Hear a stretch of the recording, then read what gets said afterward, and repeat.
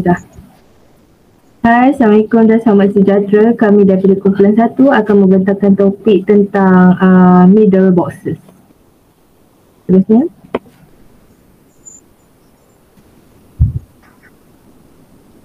Middle boxes, any intermediary box performing function apart from normal standard function of an IP router on the data path between a source host and destination host. Middle boxes adalah peranti atau perisian yang diletakkan dalam rangkaian komunikasi untuk melaksanakan fungsi-fungsi tertentu seperti pemantauan keselamatan atau pengoptimuman trafik data. Middle boxes diletakkan di antara sumber dan tujuan komunikasi dan mereka boleh memodifikasi, menganalisis atau mengarahkan paket data semasa melalui rangkaian. Seterusnya.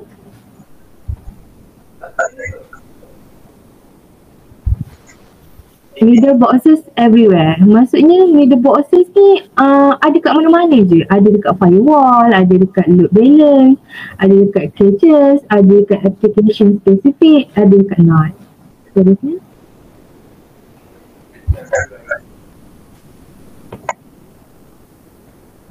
Okay. Penyelesaian untuk middle boxes ni kan, dia initially proprietary hardware solution. Maksudnya dia yang cakap keras tu. Jadinya yang tu lah. Lepas tu network function virtualization NFV. Programmable service over whitebox networking computation storage. And SDN, logically centralized control and configuration management often in private or public cloud.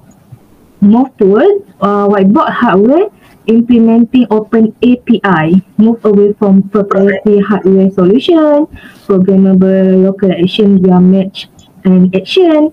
Move toward innovation differentiation in software.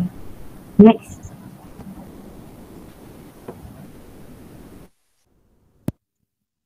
Okay, saya akan terangkan struktur IP Hourglass.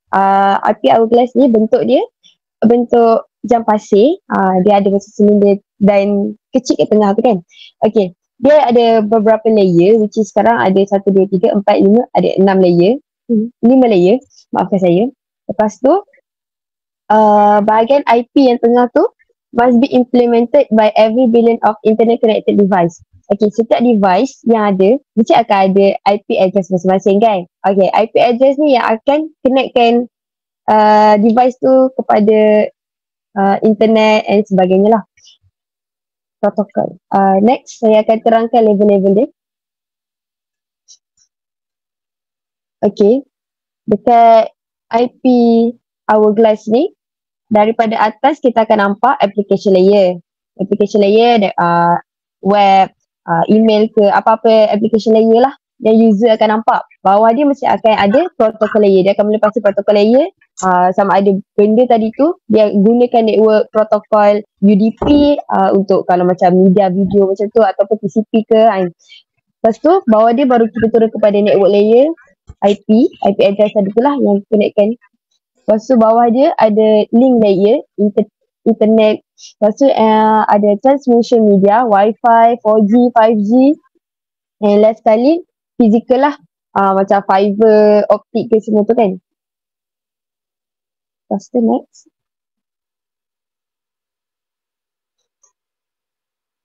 Lepas tu, yang ini saya kurang faham apa maksud middle age tu. Tapi, yang saya nampak, pada bahagian tengah tadi tu yang IP address tu dia dah berkembang. Dia bukan setakat cuma IP address sahaja. Kiranya dekat tengah-tengah tu apa? Network layer tadi tu ada juga caching, ada juga NAT, ada juga firewall. Yang lain samalah, layer-layer yang lain tu tetap sama.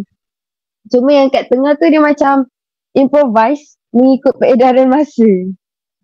Itu yang saya faham lah. Okay, inside the layer. Okay, seterusnya sambung kepada Haziq.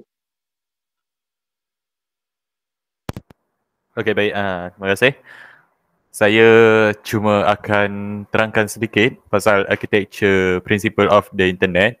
RFC 1958 menyatakan bahawa many members of the internet community will argue that there is no architecture but only a tradition which was not written down for the first 25 years or at least not by the internet IAB ni tadi apa tak ingat ah. However, in very general terms, the community believes that the goal is connectivity, the tool is the internet protocol, and the intelligence is the end-to-end rather than hidden in the network. Kesimpulannya daripada apa yang dicakap tu ada tiga ni.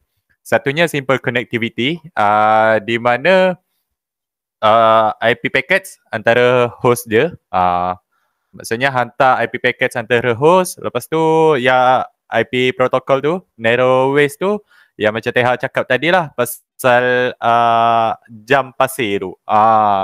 Lepas tu yang ketiganya intelligence tu, macam Teha cakap juga, sebenarnya dia berkembang daripada peredaran zaman. Lepas tu dia punya intelligence tu end to end rather than in the network itself. Nanti kita akan tengok prinsip end to end yang akan dibentangkan oleh seterusnya. Okay, Assalamualaikum warahmatullahi wabarakatuh. Seterusnya saya akan terangkan berkenaan dengan the end argument. Okay, apa yang dimaksudkan dengan the end to end adalah dia merupakan prinsip hujung ke hujung merujuk kepada pendekatan di mana fungsi-fungsi dan keputusan yang penting dilaksanakan di hujung-hujung sistem, iaitu di peranti pengguna akhir berbanding dengan dilakukan di bahagian pusat sistem. Contohnya, jika kita menggunakan aplikasi perbankan dalam talian, prinsip hujung ke hujung bermaksud bahawa beberapa fungsi penting seperti pengesahan transaksi atau kesilapan pembayaran sepatutnya dilakukan di telefon pintar ataupun komputer kita je. Kita tak perlu nak pergi bank ataupun bersusah payah beratur untuk buat sesuatu tu. Macam tu lah. Okay. Seterusnya.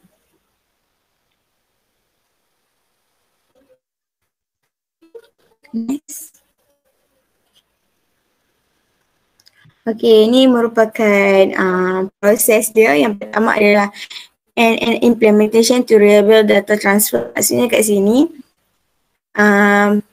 dia akan contoh kalau kita nak hantar message kepada kawan, akan bahagikan kepada data kepada package. Lepas tu dia akan berturutan. Okey, dia hantar next adakah dia diterima oleh penghantar ataupun tak. Kalau tak, dia akan bagi balik. Macam sebelum ni kalau hop by hop ni, contohnya kalau kita nak hantar surat kat kawan di Kedah, so dia akan melalui banyak post laju lah. Kalau kita guna courier post laju, so dia akan stok di destination ni, lepas tu dia bawa turun barang, dia tukar blok. Dia macam kita nak hantar barang lah. Okay, next.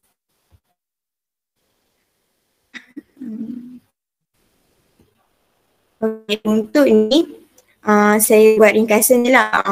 Apa yang penyataan cakap, penyataan bahawa keputusan atau fungsi penting seharusnya diambil dan dilaksanakan di hujung-hujung sistem komunikasi, iaitu di aplikasi ataupun peranti akhir. Lepas tu, yang pertama adalah pengetahuan lebih baik di hujung aplikasi, di hujung sistem lebih memahami konteks dan keperluan mereka, membolehkan keputusan yang lebih baik berdasarkan pengetahuan tempatan. Yang kedua adalah peningkatan prestasi. Sistem komunikasi boleh menyediakan versi yang tidak lengkap dari fungsi ini di peringkat rendah untuk meningkatkan prestasi, tapi keputusan pelaksanaan penuh bergantung kepada hujung sistem. Okey, untuk conclusionnya, kita ada hujung ke hujung dengan berpusat. Contoh, perbezaan dia adalah yang pertama adalah kalau kita hujung ke hujung ni macam tadilah yang ada cakap berkenaan dengan bank.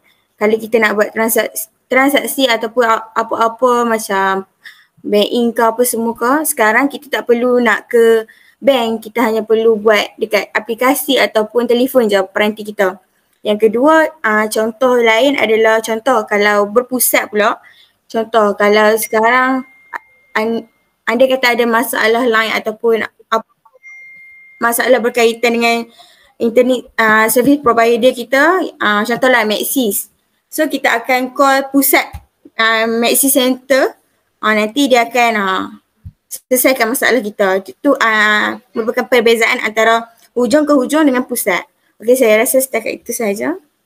Okay, last ini sekadar menunjukkan mana kebijaksanaannya tu, kebijaksanaan. Intelligence, perkembangan teknologi lah. Maksudnya kalau kita boleh lihat dekat 20th century phone net, dia phone yang doktor selalu sebut yang pusing-pusing-pusing, itu je lah. Maksudnya telefon tu just pusing-pusing berangkaian berhubung dengan telefon sesama sendiri, itu je. Lepas tu dia dah canggih sikit, dia dah berkembang. Okay, daripada telefon tadi berhubung tu je, dia masuk pula internet. Dah internet ada endpoint apa semua tu kan, boleh kita program lah. Maksudnya ada komputer apa semua kan, makin canggih. Berhubungnya tu makin canggih, makin advance. Lepas tu yang seterusnya makin advance. Itu je dia nak tunjuk. Maksudnya makin mengikuti peredaran zaman makin canggih. So fungsi untuk berhubung tu bukan sekadar berhubung saja. Ada pelbagai fungsi lain lah. Itu saja. Sekian, terima kasih. Tada! Habis.